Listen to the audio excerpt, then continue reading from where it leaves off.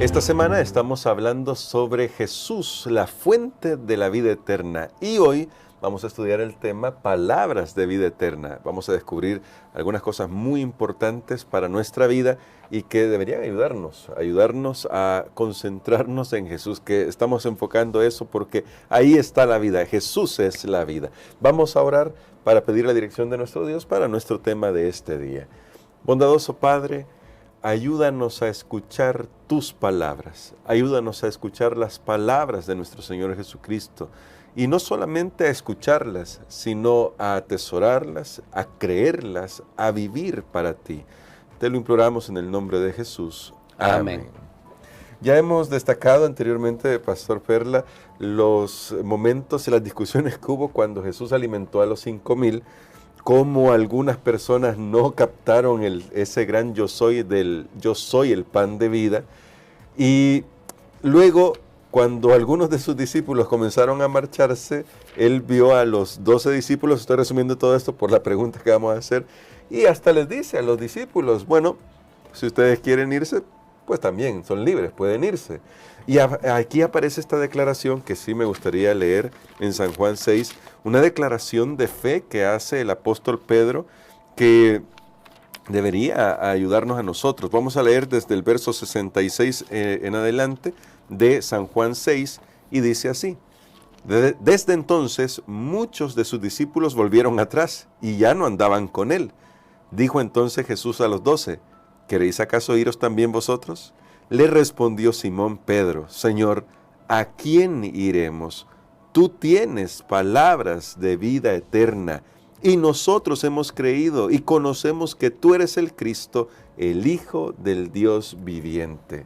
Pastor, cuando Jesús hizo esta pregunta a los discípulos si querían marcharse, ¿qué podemos extraer de la respuesta de Pedro que ya él podía ver en Jesús y cómo eso nos enseña a nosotros lo que deberíamos ver en Jesús?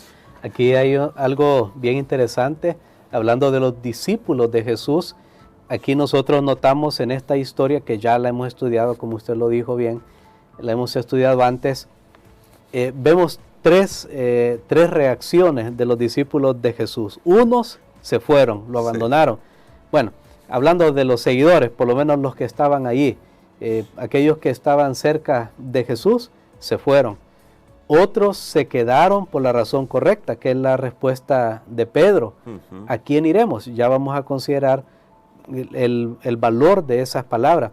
Pero otro se quedó por la razón incorrecta. Sí. Mire, y a mí me llama la atención esta, porque no solo basta con permanecer, sino permanecer por las razones correctas. Amén. Porque hay personas que todavía pueden permanecer en la iglesia, permanecer en una institución, pero no están ahí por las razones correctas. Y hay otros que se van. Bueno, visiblemente uno dice, aquella persona se fue, ya no está con nosotros. Pero otros se quedan, pero se quedan mal. Sí. Pero hay unos que se quedan y se quedan bien, se quedan por la razón correcta. De ese grupo es el que tenemos que ser nosotros. Amén. De ese grupo. Ahora, Pedro dice, ¿a quién iremos? O sea, es una cuestión como de consideración, de opciones. Ok, tengo esta opción, tengo esta otra, y aquí Pedro está diciendo, Señor, mira, yo he pesado las opciones, claro. He visto todo lo que hay disponible y me he dado cuenta que no hay otro mejor lugar para ir. Amén. Qué bueno cuando uno tiene una fe en la cual uno está siguiendo a Jesús, no porque no hay otras opciones, sino porque sabemos que esta es la mejor. Amén. Eso es el punto. No que los cristianos, que alguien nos tapó la vista y que no podemos ver. Hay muchos que están en la iglesia, a veces muchos permanecen y dicen, no, pero es que tal vez allá hay otra opción mejor. Bueno, intente, vea, pero lo bonito es cuando uno se queda por las razones correctas y dice, no, es que a mí Dios me llamó aquí, es que Dios me llamó a servirle, es que Dios me llamó a la salvación, es que ya sopesé en mi mente, bueno, y si sigo aquí, ¿cuál va a ser el resultado? Y si agarro este camino, ¿cuál va a ser? Entonces, creo que ese es el valor. Por supuesto, Pedro ha también indagado sobre la identidad de Jesús, conoció a Jesús como el yo soy. Por ejemplo, cuando nosotros conocemos a Jesús como ese autor de la vida, esa fuente de la vida, el que me da a mí la vida, y como el yo soy, ¿qué más necesito? Yo voy a tener que decir igual que Pedro, claro. Señor, ¿quién más? ¿A dónde voy? Solo tú tienes palabras de vida eterna. Y ahora, pastor, con ese tema que es muy importante para el apóstol Juan en todo su evangelio, ¿cómo nos enseña Juan que se recibe la vida eterna? Es decir, hago esta pregunta porque no estamos hablando de un concepto etéreo así, abstracto. Para Juan esto es muy tangible, cómo una persona como nosotros puede recibir la vida eterna que Jesús ofrece. Esa vida que Pedro dijo está en Jesús y está en sus palabras. Bueno, aquí nosotros tenemos ahora ese concepto que ayer dijimos, hoy lo vamos a estudiar, vida eterna. Noten, no solo vida, sino que vida eterna. Y sabemos entonces que eso tiene que ver con una vida que no tiene límite, que no tiene fin. Claro, lo podemos ver la eternidad desde el punto de vista de tiempo, aunque si es eternidad, ya el tiempo queda fuera. Claro. Recordemos que el tiempo es la medida en la cual Dios encerró el pecado, porque el tiempo tiene un principio y tiene un final. Así que cuando hablamos de eternidad no podemos usar la palabra tiempo, si fuéramos más estrictos, porque la eternidad implica entonces que es algo que no tiene final. Por eso, de hecho, cuando todas las cosas sean renovadas, el tiempo no va a ser una medida para la nueva vida, para la vida futura. Pero esperemos llegar ahí para ver cómo van a ser todas las cosas. Lo importante será estar ahí. Sin embargo, hablemos entonces vida eterna. Y lo más sorprendente, hermano Gerson, es que Jesús dijo que esa vida eterna la podemos tener ahora. Y aquí es donde algunos se desconciertan y dicen, bueno, ¿cómo esa vida eterna la puedo tener ahora si me puedo morir hoy o puedo morir mañana, puedo tener un accidente, una enfermedad? Vemos personas que mueren y nosotros también nos enfrentamos un día pues a nuestra propia muerte, tarde o temprano. Pero ¿por qué Jesús dice que ahora yo puedo tener la vida eterna? Y sabe que eso tiene que ver con nuestra condición actual de pecado. Cuando Jesús dice, yo les doy vida eterna ahora, Jesús está hablando que Él levanta la condenación del pecado. A mí siempre me gusta recordar que el pecado se puede dividir en procesos o en fases y provoca la muerte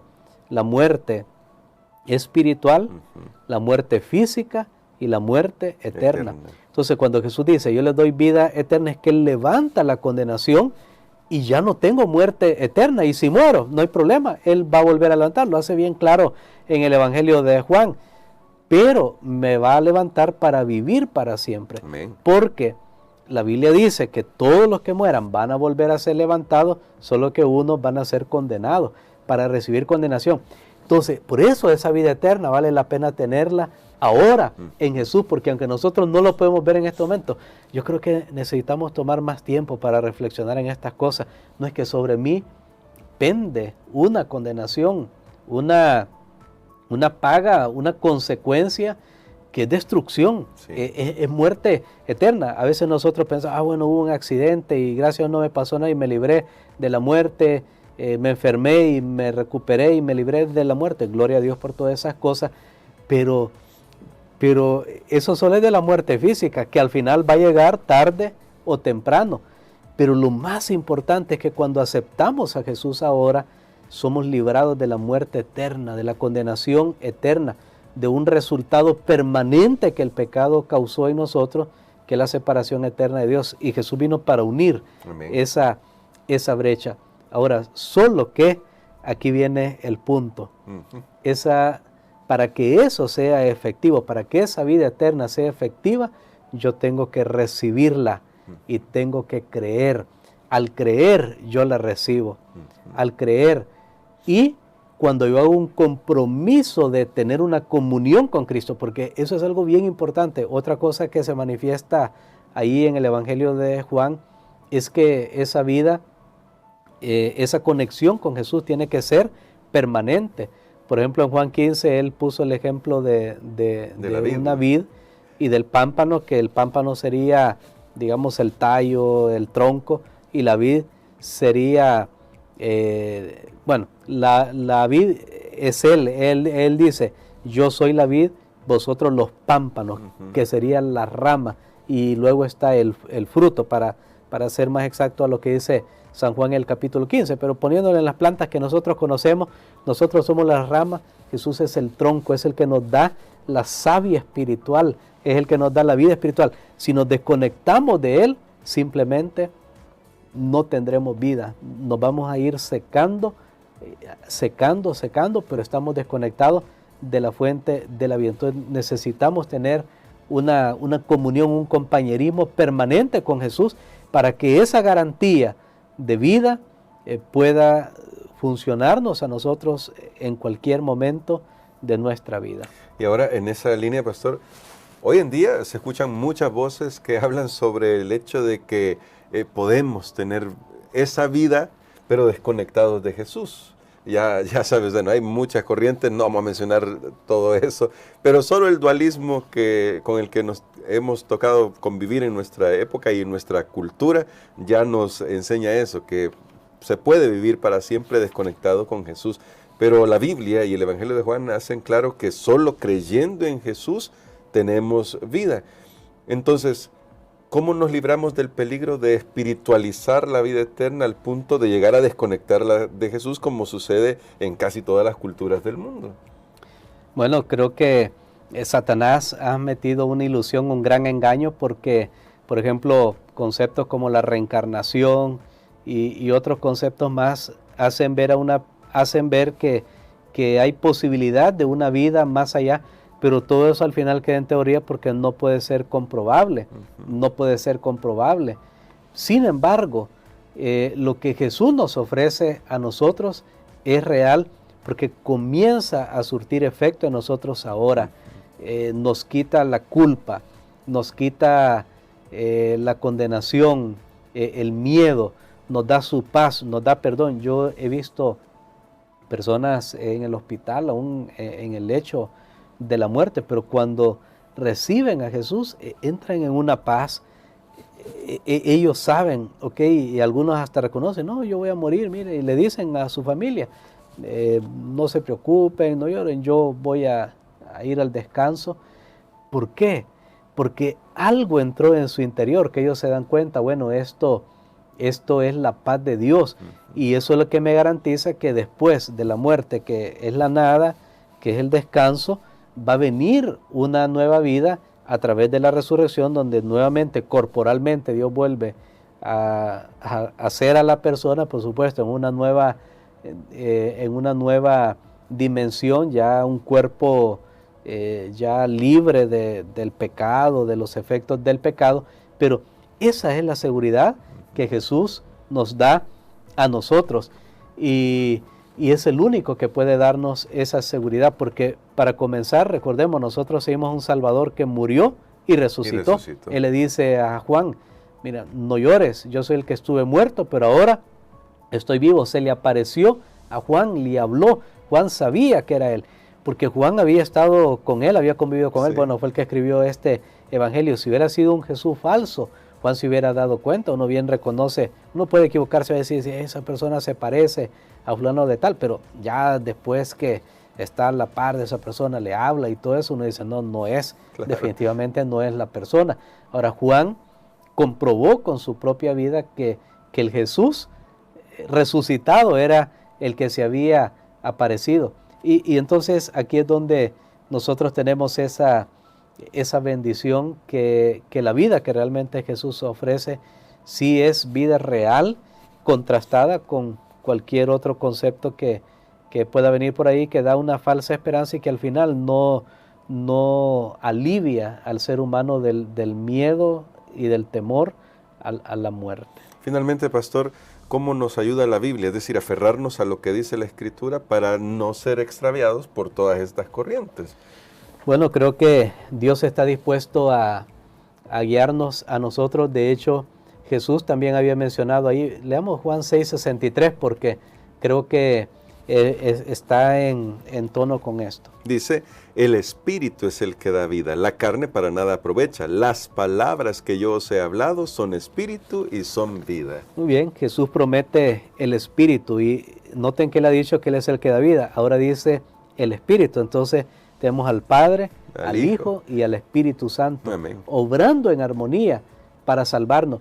Y Jesús dice, cuando ustedes creen en mí, para ponerlo en un solo concepto, si ustedes me aceptan a mí, que es creer, tener fe, confiar, y ustedes tienen una relación de compromiso, porque uno es aceptación, pero dos es compromiso. El compromiso me demuestra que la aceptación ha sido real, claro, y no solo de labio, me gusta en inglés, hay un término que dicen ellos, lip service, o sea que eso es algo del labio, o decimos en español, del diente al labio, nada más. Sí, yo sigo a Jesús, sí, yo me voy a salvar, yo lo sirvo, pero no hay algo por dentro. Entonces, primero es la aceptación, luego es el compromiso de mantener una comunión con Él todos los días, cada momento.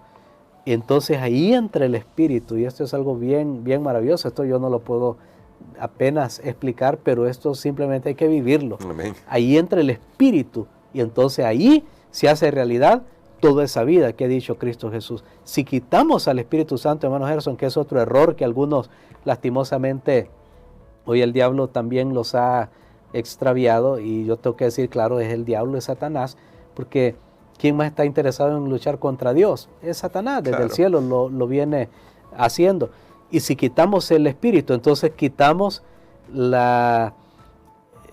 esa parte real que se cumple cuando Jesús dijo que Él da vida a través de su palabra. Por eso necesitamos el Espíritu, porque es la parte ejecutiva, es el que ejecuta hoy las palabras que Jesús ha hablado para nosotros. Entonces creo que lo que necesitamos es, al final, para no ser extraviados, confundidos de tantas cosas, es tener una comunión espiritual con Cristo Jesús. Y esto es personal, hermano Gerson. Yo lo digo, yo hablo en este momento, pero esto yo lo estoy experimentando yo, pero usted tiene que experimentarlo usted, claro, y todos los demás que nos están viendo tienen que experimentarlo. Y al final, esto no importa cómo usted lo explique, pero lo importante es que usted lo experimente y lo viva esa palabra que Jesús ha dicho de vida a través de la comunión con Él, de la aceptación. Recordemos que estos son los pasos, tenemos que aceptar, tenemos que aceptar. Dios no se impone nunca a la fuerza. Si lo aceptamos va a ser porque queremos. Claro. Tenemos que tener un compromiso, aceptación, compromiso, y luego el Espíritu se encarga. Cuando yo hago esas dos cosas, entonces el Espíritu se encarga de hacer efectivas esas palabras de Cristo Jesús. Amén. De dar vida. Así que si alguien está escuchando o viendo esta transmisión y necesita dar ese paso, póngase en las manos de Dios. Crea que el Señor Jesucristo da vida, Él es la vida. Dele su corazón, y vamos a pedirle a nuestro pastor que ore por nosotros para que podamos escuchar al Espíritu Santo que nos guía hacia Jesús. Amén. Padre, gracias te damos, Señor, por estas hermosas lecciones maravillosas. Gracias porque hoy solo son buenas nuevas de salvación. Gracias por sus palabras que nos dan a nosotros vida, y que también iluminan el alma, la mente, el corazón de las tinieblas espirituales. Gracias por tu Espíritu que también se une, Señor, en esta obra de salvación. Ayúdanos para experimentar todas estas bendiciones ahora, en el nombre de Jesús. Amén. Amén.